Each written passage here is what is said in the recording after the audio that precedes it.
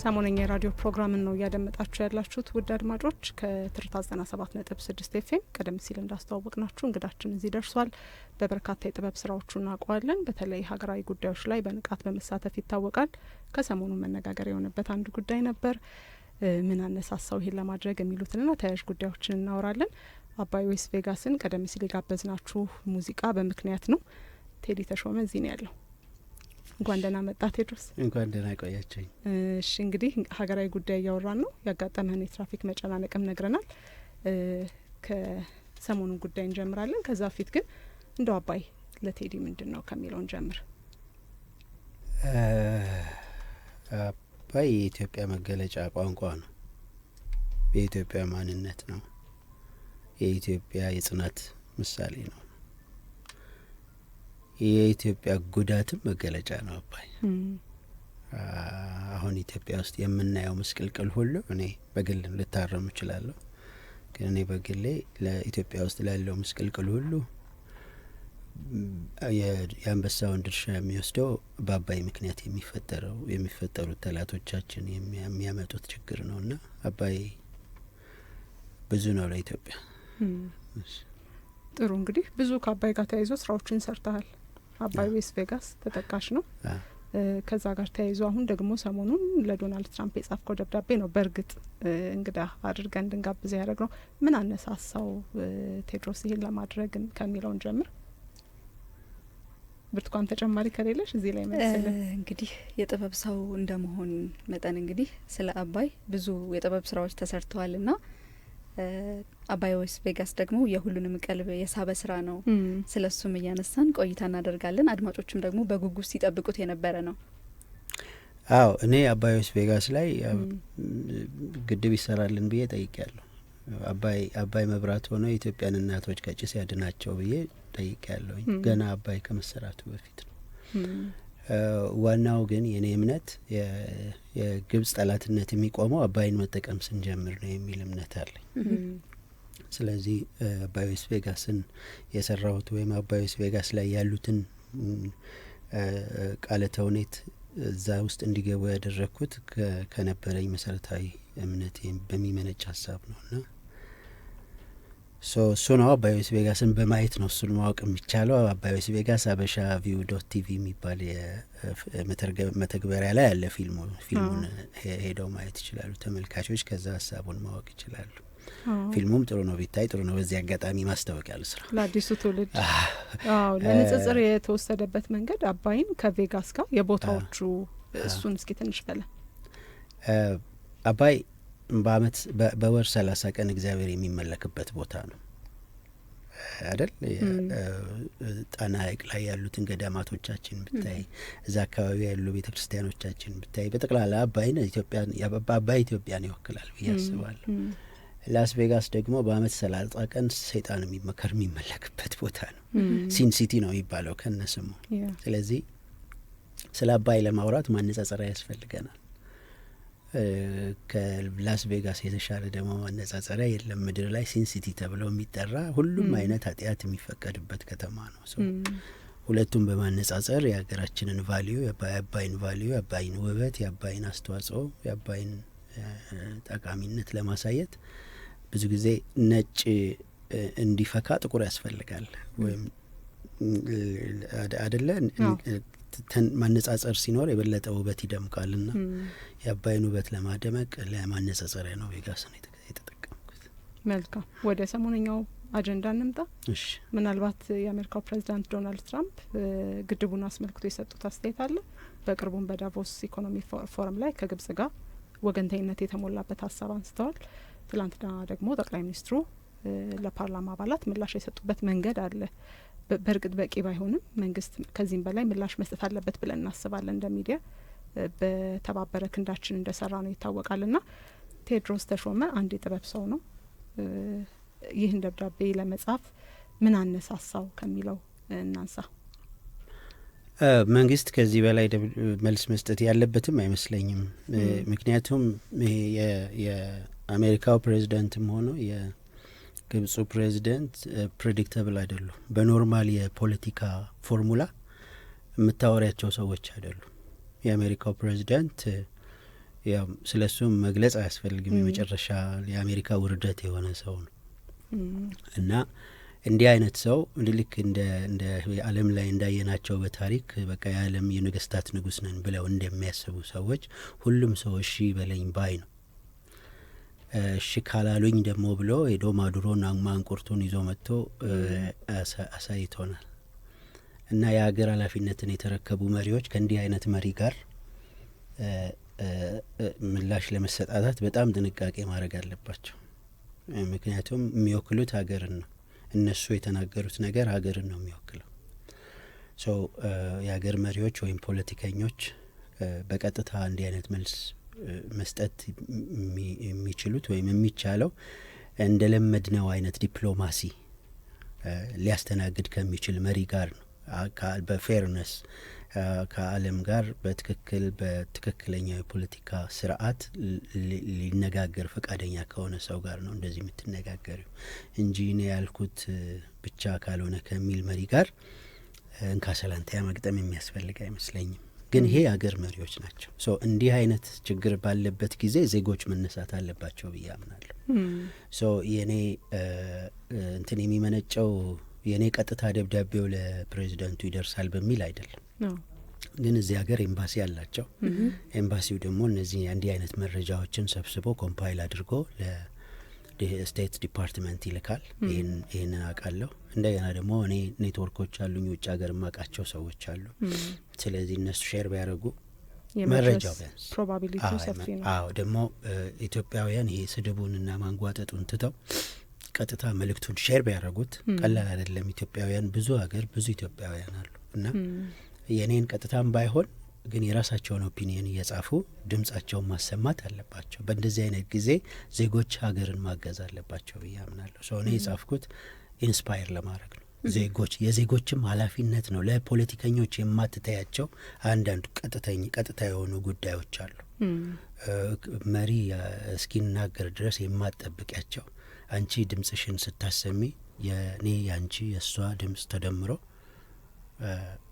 የሆነ ቦታ እንዲሰማ መተጋገዝ መቻል አለብን። ከዛ ሀሳብ በመነሳት ነው እኔ የራሴን ድምጽ ነው ያሰማሁት። ከቻላችሁ አጋሩት በሚል አይ ቲንክ ብዙ ቦታ ደርሷል ይመስለኛል። ብዙ ቦታ ደርሷል። መነጋገሪያም ነበር በዛው ልክ።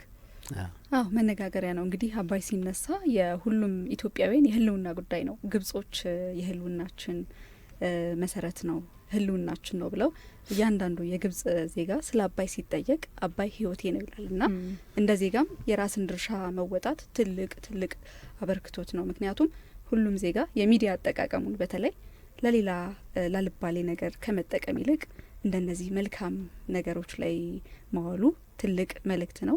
እንግዲህ አድማጮችም የራሳቸውን ተነሳሽነት ይህንን እንደ ምሳሌ አድርገው ለግብጾች በእያንዳንዱ ስማርት ስልክ በራሱ ሞባይል ለመላው ዓለም ስለ አባይ ግድብ የራሱን አስተዋጽኦ ማበርከት ይኖርበታል።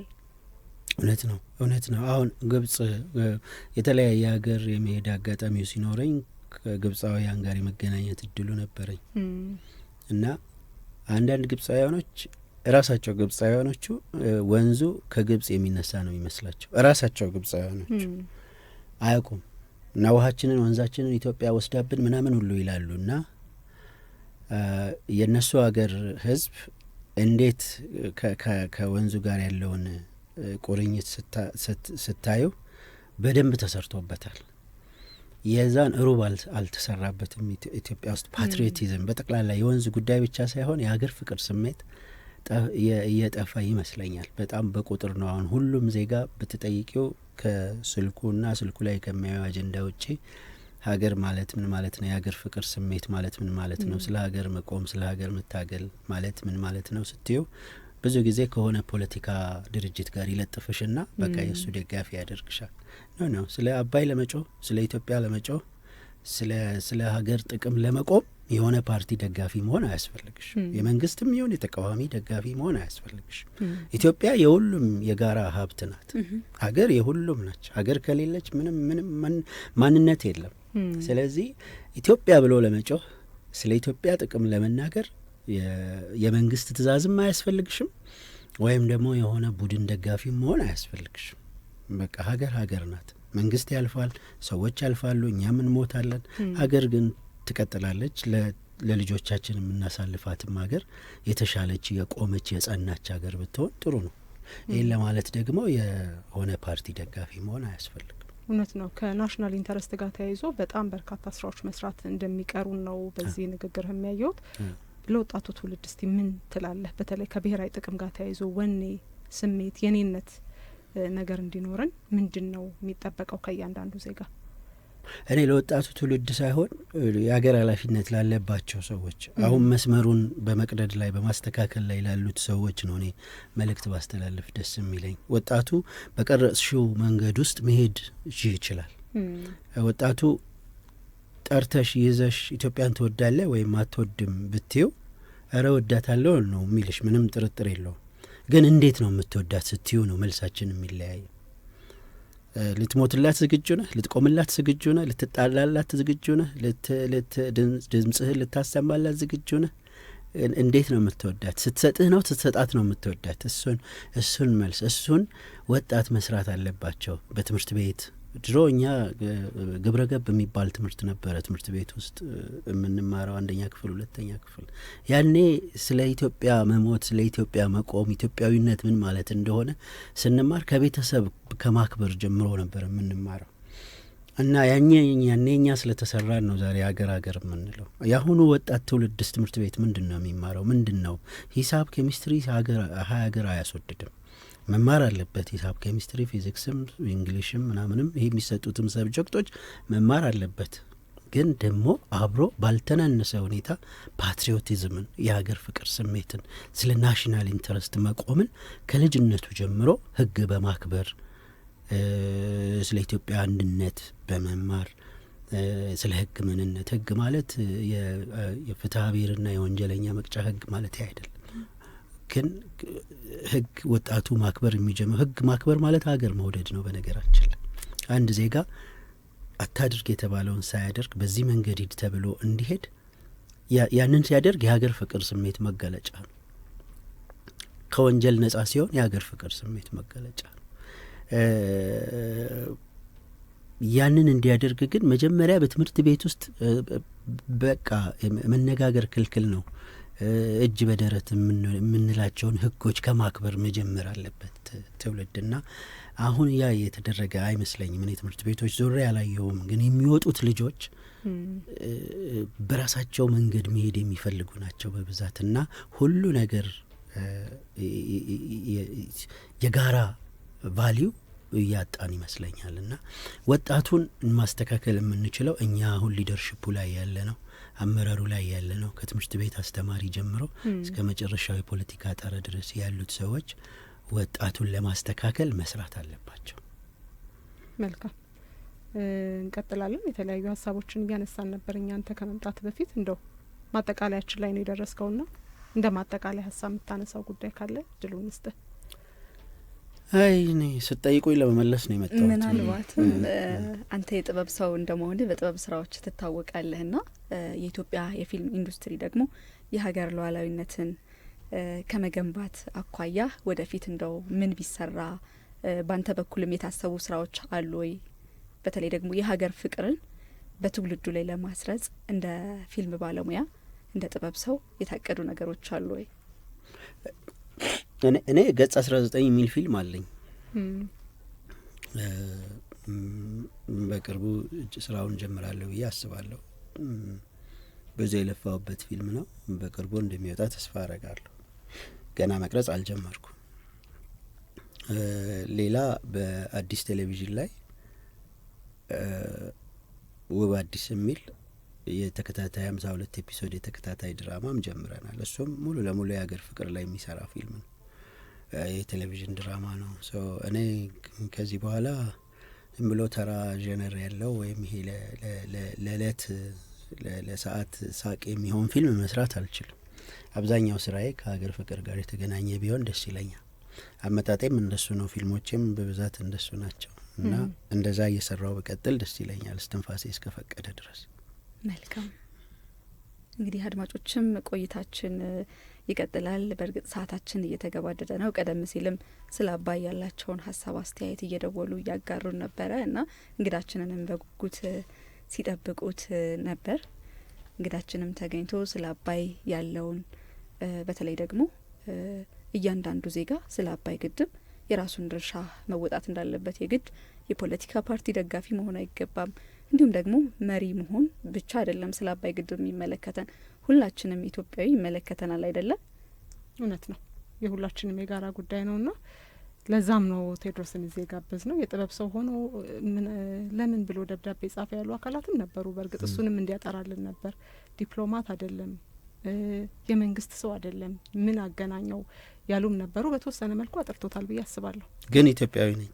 ምናልባትም የቀረ ነገር የምትጨምረው ነገር ካለ? ዲፕሎማት አይደለሁም፣ መንግስት ተቀጣሪም አይደለሁም፣ ግን ኢትዮጵያዊ ነኝ። እኔ ብቻ ሳልሆን ሁሉም ኢትዮጵያዊ የሀገር ጥቅም ሲነካ የመጮህ ግዴታ አለበት። ወታደር እኮ የሚሞተው ዲፕሎማት ስለሆነ አይደለም። ሀገሩን ለመጠበቅ ክላሽ ይዞ ሄዶ ይዋጋ የለ እንደ ወታደር ሲዋጋ ለመሞት ፈቃደኛ ሆኖ ነው። ለማን ነው የሚሞተው? ለሆነ ፖለቲካ ፓርቲ አይደለም የሚሞተው፣ ለሀገር ነው የሚሆነው። ቢያንስ በሱ አንደርስታንዲንግ ለሀገር ነው የሚሞተው። ድምጽ የምናሰማው ያውም ስድቡንም ማንጓጠጡንም እየተቀበልን ድምጽ የምናሰማው ለሆነ ፖለቲካ ፓርቲ አይደለም። ሁሉም ኢትዮጵያዊ ግዴታ አለበት። በስልክ ላይ ለመጻፍ በጣም ነው የሚያሳዝነው፣ በእውነት በጣም ነው የሚያሳዝነው። ማለት ምንም አያስፈልግም። በቃ ይሄንን ለመቃወም ግብጻዊ መሆን ነው የሚያስፈልገው። በትክክል ምን አለ ሊሰማ ይችላል፣ ድምጹ ላይሰማ ይችላል። ካልተሰማ በአሜሪካኖቹ ቢያንስ ኢትዮጵያውያኑ አንደርስታንድ ያደርጉታል። ቢያንስ ምን ማለት እንደሆነ እየደረሰብን ያለነውን በደል አንደርስታንድ ያደርጉ። ከተሰማ ደግሞ እድሉን የመሰማት እድሉ ግን በአብዛኛው በቅንነት የራሳችንን ኦፒኒየን መናገር ስንጀምር ነው። የግድ የቴዎድሮስ ተሾመን አርቲክል አይደለም ሼር ማድረግ ያለብሽ፣ ግን ስለ አባይ እውቀት አለሽ። በትምህርት ቤት ውስጥ ተምረነዋል። ሪያሊቲውን እናውቃለን። ቢያንስ ቤተሰቦቻችን እኛ አዋተን እንዲገነባ አድርገናል፣ ገንዘብ ሰጥተናል። ትነስም ትብዛም የእያንዳንዳችን አስተዋጽኦ አለ። ቢያንስ ምንድን ነው 1 2 3 4 ነው 8 1 2 3 8 1 2 3 3 ብር ከፍለናል አይደል? በ3 ብር ምናምን የሚል ታስታውሻለሽ? የኮሜዲያኖቹ ታዲያ ቢያንስ እሱን አልሰጠንም። ስለዚህ የአባይ ያንቺን 3 ብር የሰጠ የአባይ ባለቤት ነው እና ለመጮህ የግድ ነጋሪም አያስፈልግሽም። ያንቺ ኢንተረስት ነው። እኔና አንቺ ስንጮህ፣ እኔ ብቻዬን ስጮህ ሳይሆን ወይም ጠቅላይ ሚኒስትሩ ብቻውን ሲጮህ ሳይሆን የሁላችንም የኢትዮጵያውያን ጩኸት ድምር ግን አንድ ውጤት ያመጣል። የግድ መፈክር ይዘሽ በአሜሪካ ዋሽንግተን አደባባይ ላይ መጫጫህ አያስፈልግም። ዘንድሮ ቴክኖሎጂው እጃችን ድረስ መጮያ ሰጥቶናል። ምን አለበት ስልክ ላይ ለመጻፍ? በጣም ነው የሚያሳዝነው። እኔ አላይም ስድብ። የኔም ፌስቡክ እኔ አርቲክል ጽፌ ከፖስት ከማድረግ ውጪ ማኔጅ የሚያደርጉልኝ የኔ ልጆች አሉ። ግን እያነበቡ ይነግሩኛል እና ይገርመኛል በጣም። ለምን? በጣም ያሳዝናል። እውነቴን ነው። በአባይ ጉዳይ ላይ ለመቃወም ግብጻዊ መሆን ነው የሚያስፈልገው። አባይ እንግዲህ የሁሉም ኢትዮጵያዊ፣ ቀደም ሲልም እኛም እያወራን ነበረ፣ ሚዲያውና በተለይ ደግሞ በግል ሶሻል ሚዲያችን አልባሌ ነገሮችን ለሰዎች ከማጋራት ይልቅ የሀገር ሕልውናን የሚያስጠብቅ እንግዲህ ግብጾች መነሻው እዛው ግብጽ ውስጥ እንደሆነ ያወቁት በታሪክ ሲነገራቸው የኖሩትን በመያዝ ነው። እስካሁን ድረስ አባይ የግብጽ ነው፣ መነሻው ግብጽ ነው የሚሉት። ግን እኛ ደግሞ በእጅ የያዙት ወርቅ ከበዳ ይቆጠራል የሚለው ነገር ሳያጠቃን አይቀርምና በተለይ ደግሞ ወጣቱ የሚዲያ አጠቃቀሙንም ቢያስተካክል መልካም ነው። እኔ አንድ ውጭ ዜጋ አሜሪካዊ ነው እያወራን አባይ ከኢትዮጵያ ነው የሚነሳው፣ እንዲህ አይነት ቦታ ተነስቶ እንዲህ አድርጎ በጎርጅ ውስጥ ሄዶ እንደዚህ በሱዳን አልፎ ግብጽ ደርሶ ግብጽ በታሪክ አመጣጥ በራሱ ከተማዎቿን የመሰረተችው በአባይ እንትን ባንክስ ላይ ነው፣ እንደዚህ ነው። መጀመሪያ 85% ከኢትዮጵያ ነው የሚነሳው ምናምን፣ ግን ግብጽ እንደዚህ አድርጋ ኢትዮጵያን በድላ ጠላቶቿን አግዛ ምናምን እያልኩ አንድ 30 ደቂቃ ዲስኩር ሰጠሁት።